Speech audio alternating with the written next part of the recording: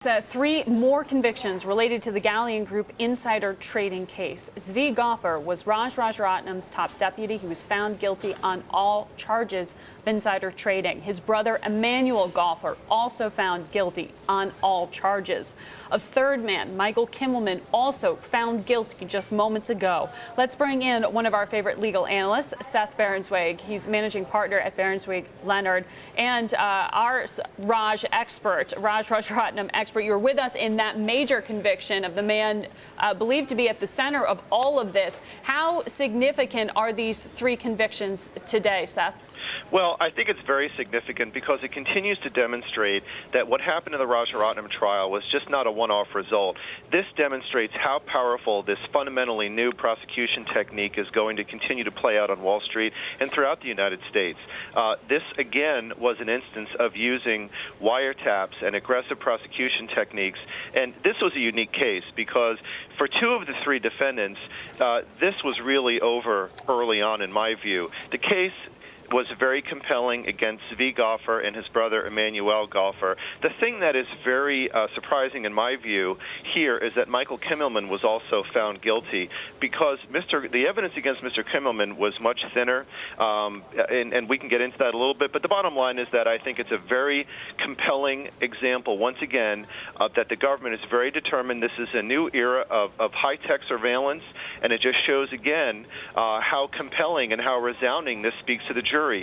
Guilty on all counts, and it really is a very clear and resounding result.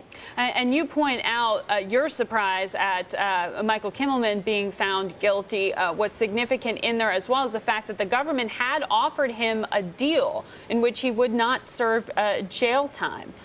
That's right. And he turned it down. He turned it down, and he felt a different level of confidence about this case, as did his attorney. And I will tell you that Michael Kimelman's attorney, in my view, had a very compelling closing argument. He pointed out that of all the badges of fraud, of all the pieces of evidence you had against Zvi Goffer, against Emanuel Goffer, they just didn't lay it out, allegedly, against Michael Kimelman in the case. You had very dramatic evidence and testimony in this case. You literally had envelopes stuffed with cash exchanged with lawyers at a law firm for inside information, backroom deals, temporary, offline cell phones that people had that they finished with and then threw in the garbage. It was really just something out of a Hollywood movie. Mm-hmm. But when you took a look at the cell phones and the cash envelopes and the FBI wiretaps, it was much thinner against Mr. Kimelman. I think it demonstrates just how resounding and how compelling this case is. I'm very surprised about the conviction against Mr. Kimelman.